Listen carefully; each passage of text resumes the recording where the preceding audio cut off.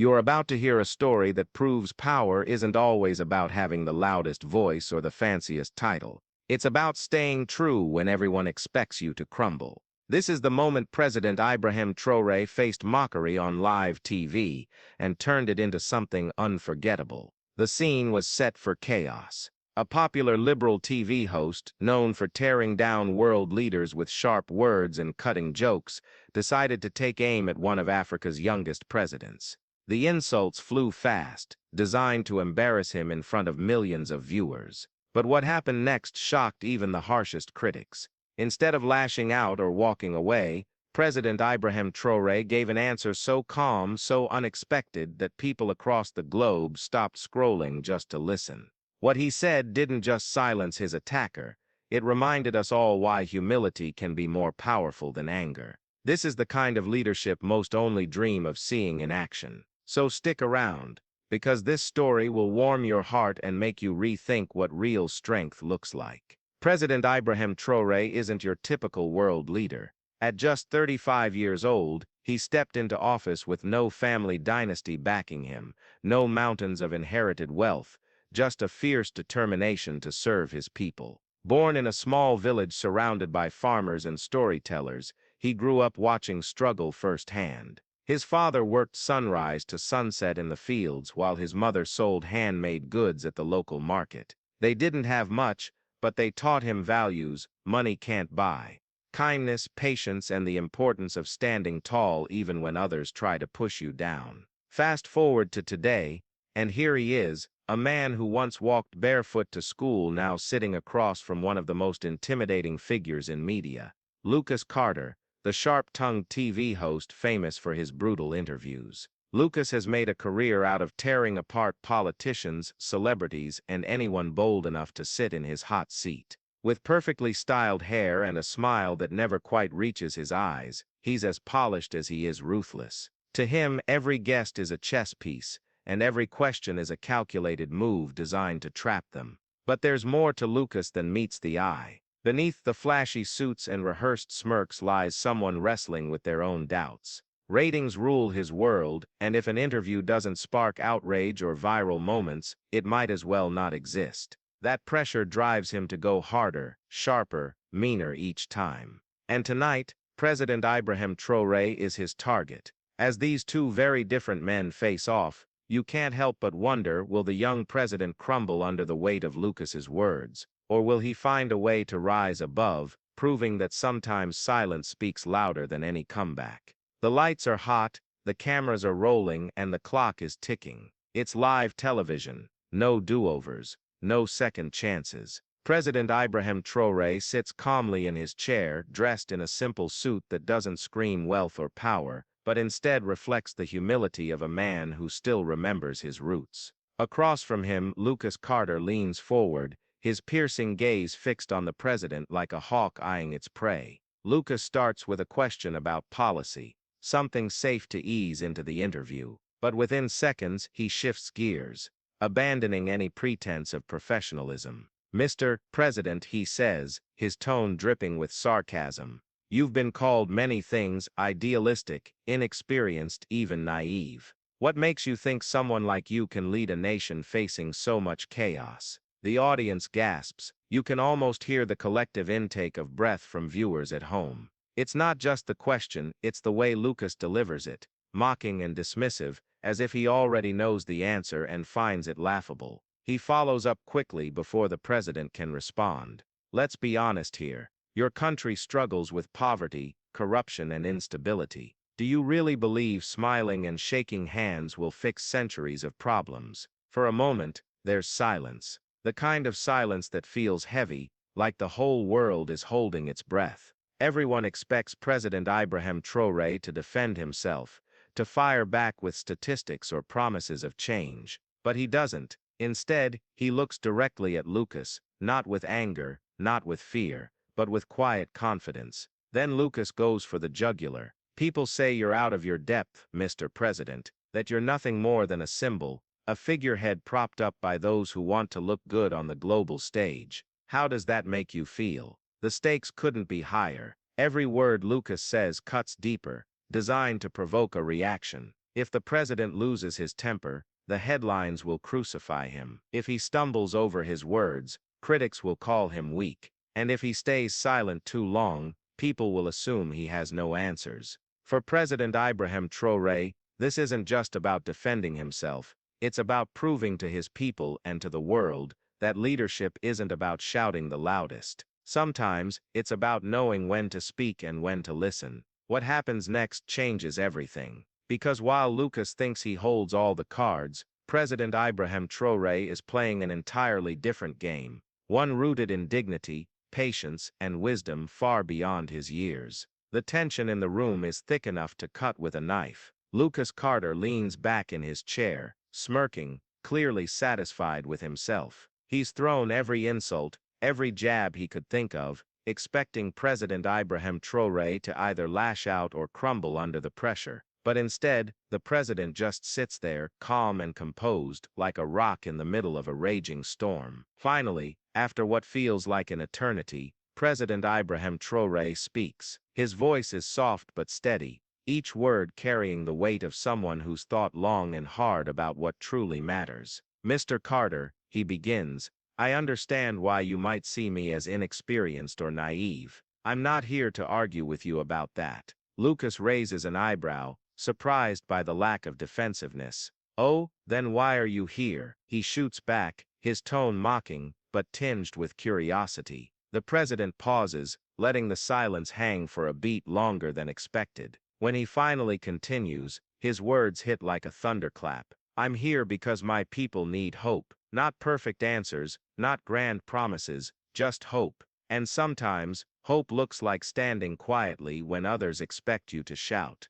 You can feel the shift in the room. The energy changes. Even Lucas seems taken aback, though he tries to hide it behind another smirk. Hope doesn't pay bills or solve problems, he retorts quickly, trying to regain control of the conversation. But President Ibrahim Traoré isn't rattled. Instead, he leans forward slightly, his eyes locking onto Lucas's. No, it doesn't. But without hope, no one would even try. My father worked 18-hour days in the fields, so my siblings and I could go to school. My mother stayed up late mending clothes by candlelight, so we'd have something clean to wear. They didn't have much, but they gave us everything, because they believed tomorrow could be better than today. That belief kept them going. It keeps me going. For a moment, Lucas is silent. The snarky remarks, the cutting questions, they vanish. All that's left is a man staring at another man who refuses to play his game.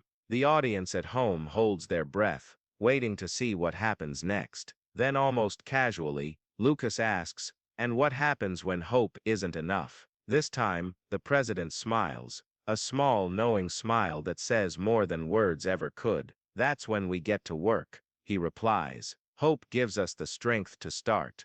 Action gives us the tools to finish. The pace slows here, giving viewers a chance to absorb the weight of those words. For a few seconds, the camera lingers on President Ibrahim Traoré's face, capturing the quiet determination etched into every line. Then, just as the moment starts to settle, Lucas throws another curveball. So tell me, Mr. President, how do you plan to convince skeptics like me that you're up to the task? It's a challenge, plain and simple. And once again, the spotlight is on President Ibrahim Traoré, forcing him to prove himself, not through anger or arrogance, but through authenticity. Just when it seems like President Ibrahim Traoré has taken control of the conversation, Lucas Carter does something unexpected. He laughs, not a sarcastic chuckle or a dismissive snicker, but a genuine laugh that echoes through the studio. For a moment, viewers aren't sure how to react. Is this part of his act? A new tactic to throw the president off balance?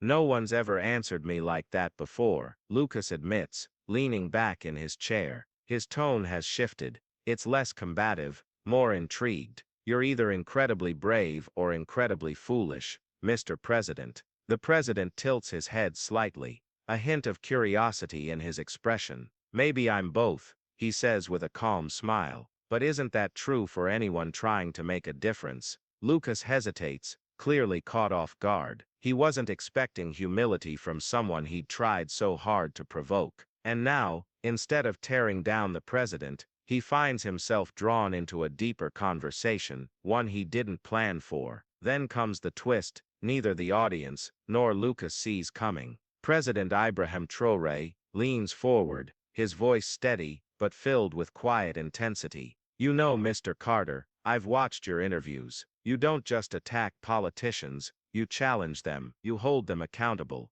That's important work. But tell me something, do you ever ask yourself why you do it?" The question lands like a punch. Lucas freezes, his confident demeanor faltering for the first time. He wasn't prepared for this. No one has ever turned the tables on him like this. The cameras zoom in as he fumbles for a response.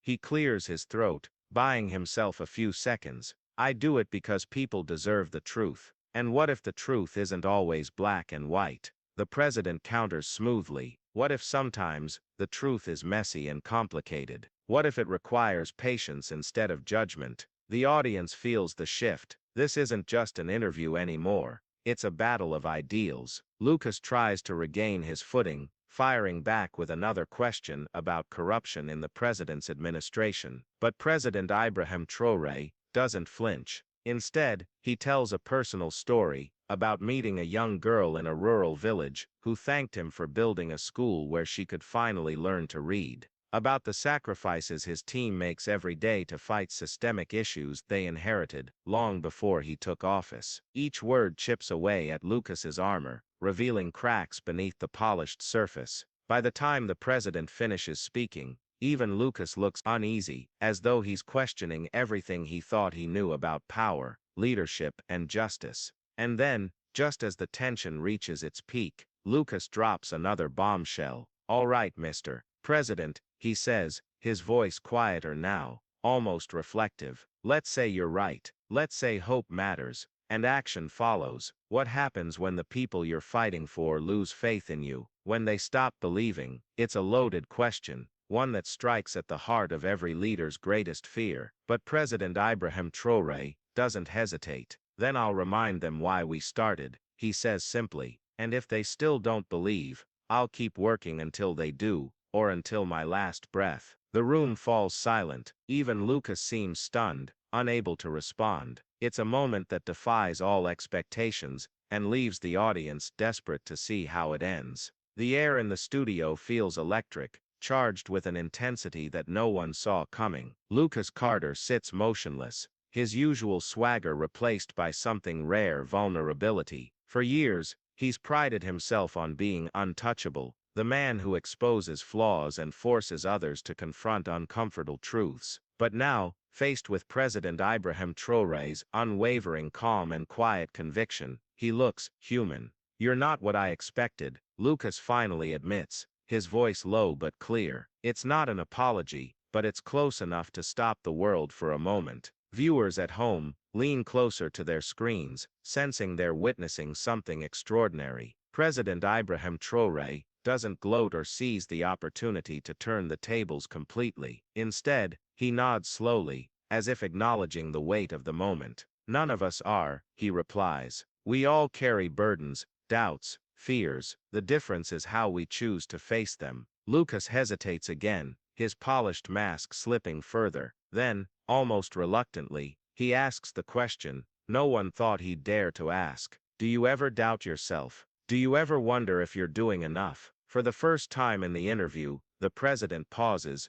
not because he's unsure of his answer, but because he knows this moment matters. When he speaks, his voice carries a raw honesty that resonates deeply. "Every day," he admits, "there are days when I wake up and wonder if I'm strong enough to keep going. Days when the problems feel too big, the challenges too overwhelming. But then I remember why I started. I think about my parents, about the little girl in that village who dreams of becoming a teacher someday, and I realize I don't have to be perfect, I just have to keep trying." The room is silent, except for the faint hum of the cameras. Even the crew seems frozen, captivated by the gravity of the exchange. Lucas stares at the president, his expression unreadable, but there's no mistaking the flicker of respect in his eyes. Then comes the climax, the moment that will leave millions talking. Lucas leans forward, his tone softer now, almost searching. "So what's next for you, Mr. President? What's the plan when people like me keep coming after you? President Ibrahim Traoré smiles, a genuine, warm smile that lights up his entire face. I'll keep listening, he says simply. To my people, to critics like you, even to those who disagree with me. Because leadership isn't about having all the answers, it's about asking the right questions, and as long as I'm willing to listen, I believe we can find a way forward, together. The words hang in the air, heavy with meaning. In that instant, the dynamic shifts entirely. This isn't just an interview anymore, it's a turning point, a reminder that true strength lies not in domination, but in understanding that even in the heat of conflict, connection is possible. As the final seconds of the live broadcast tick away, Lucas breaks eye contact first, glancing down at his notes, as if trying to process what just happened. The screen fades to black, leaving viewers breathless and hungry for more. As the credits roll on Lucas Carter's show, millions of viewers are left speechless. Social media explodes within minutes. Tweets, posts, and comments flood in from all corners of the globe. Some praise President Ibrahim Traoré for his poise and wisdom under fire. Others marvel at how he managed to turn one of the toughest interviews into a lesson about humanity and leadership. Even skeptics find themselves rethinking their assumptions about the young president. But it's not just the audience who's affected. Backstage, after the cameras stop rolling, something unexpected happens. Lucas Carter approaches President Ibrahim Traoré, extending his hand. "You handled that better than anyone I've ever interviewed," he says quietly. There's no sarcasm this time, no smirk, just sincerity. The president shakes his hand firmly, meeting his gaze with steady eyes. "Thank you for asking the hard questions," he replies. "We need people like you to hold us accountable." It's a brief exchange, but it speaks volumes. Two men from vastly different worlds have found common ground,